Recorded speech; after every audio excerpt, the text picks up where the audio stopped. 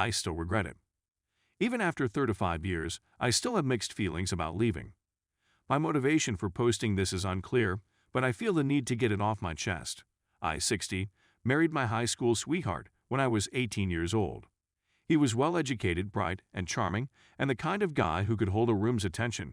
He was incredibly outgoing. Despite the fact that I'm really timid, we were a great match. After 25 years together, we were the parents of 2 little children, and I was pleased with my life. Then my wife started a new career, and she was doing well, gaining promotions and staying on the job for extended periods of time. So you can see where this is going. By the way, you're completely wrong. I had a relationship with her. I was becoming more angry with her since she was out working late to provide for our children. She was not at home to make dinner, and I had never bothered to learn how to cook until this incident occurred. Because I didn't do it, the laundry would pile up for a few days, and I would be responsible for picking up the kids from school while she was away at work. Nevertheless, I never expressed my feelings, and every day when my wonderful wife returned home, I put on a brave front and pretended everything was okay, even though it clearly wasn't. I'm certain that if I'd spoken my feelings to her, she would have listened, but I didn't.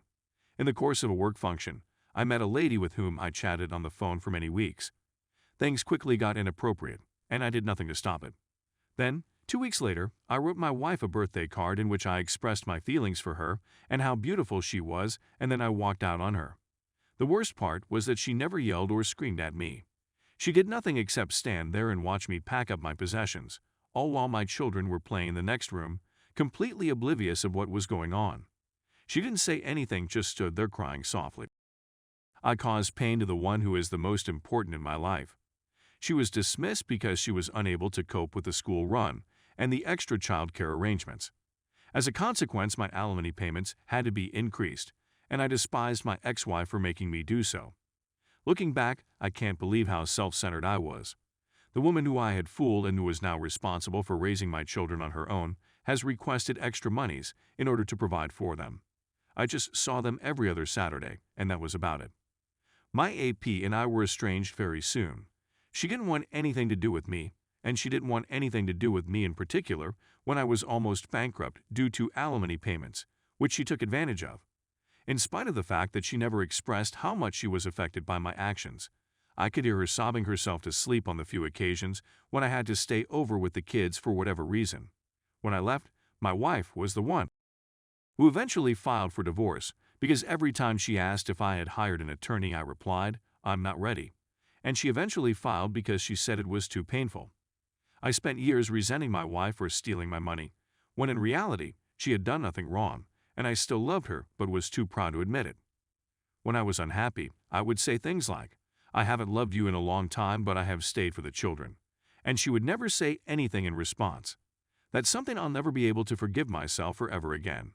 She was adamant about making things work, and she fought for me every day for months, but I was indifferent in her efforts. She admired me despite the fact that I disliked her. Then she met Mark, who was much older and wiser than she was, and he fell in love with her in the same manner that I should have fallen in love with her. He was and continues to be a lovely and kind gentleman toward her and my children. Seeing someone else fall in love with the person you were intended to be with for the rest of your life is one of the most difficult things I've ever experienced. Then you should have fought for me because I would have loved you forever if you would have let me, she said when I told her 2 weeks before her wedding. On the day of her wedding, I drove to the church and waited outside in my car, telling myself I would object to the wedding, but I didn't. I was a little disappointed.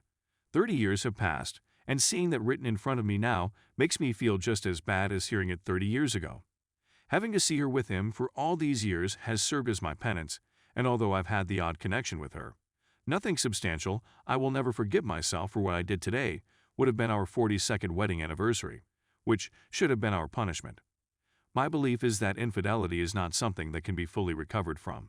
Rather, it is something that must be learned to live with. Story 2. How do you deal and feel okay with throwing away 2 years of love, sweat, and lots of tears invested into a relationship? How can you accept what occurred when there is no silver lining? You just notice the harm and take a step back from it. This relationship just served to damage you and put you back in life. All they did was steal from you, squander your time, degrade your self-esteem, take your money, and remove your hope and happiness. You get the impression that you have learned nothing significant or useful. You have conflicting emotions because, on the one hand, you still care for and love this person as you always have. But on the other hand, you begin to see them for who they really are and everything that they have done to you, and you become furious and disgusted with them. You are filled with rage. With your love covering up all the terrible, the blinders gradually dissolve, and you no longer notice them. You no longer view them through rose-colored glasses or in their potential or version that you envisioned, but you see them for who they are and what they have shown you, and it is something really nasty. What is your thinking process for overcoming those painful sentiments of remorse, as well as indignation and even hate for the individual who exploited you? Whether they cheated, led you on, feigned to desire a relationship to mind FKU, and put you through this hot and cold period before abandoning you like old hard cold McDonald's French fries for the birds to consume. I have difficulty letting go. It pushes me to face a slew of demons. The way things ended makes me rethink the whole relationship. As if it were all a deception, all a ruse to take advantage of me.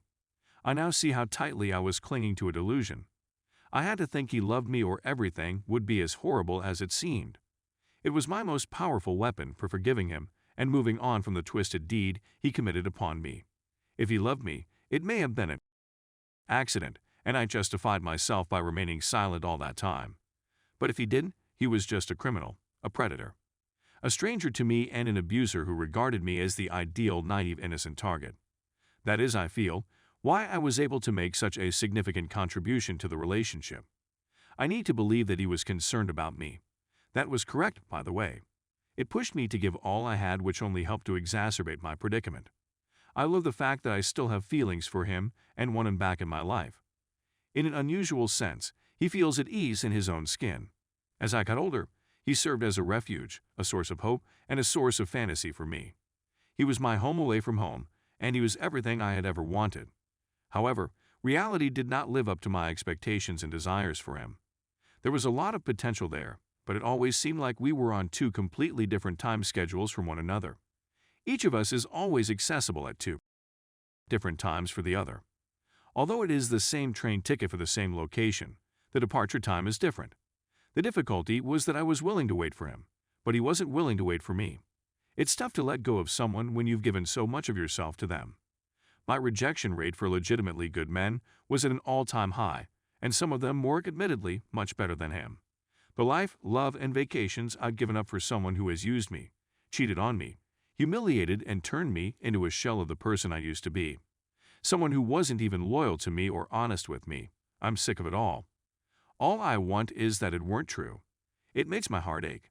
It was this man who set us up for failure, and despite my attempts to clean up his own mess, he just served to aggravate the situation. I loathe this individual and all they've done to me and put me through, as well as all of their lies and deceit. This individual is the greatest lie I have ever met, as well as the largest letdown.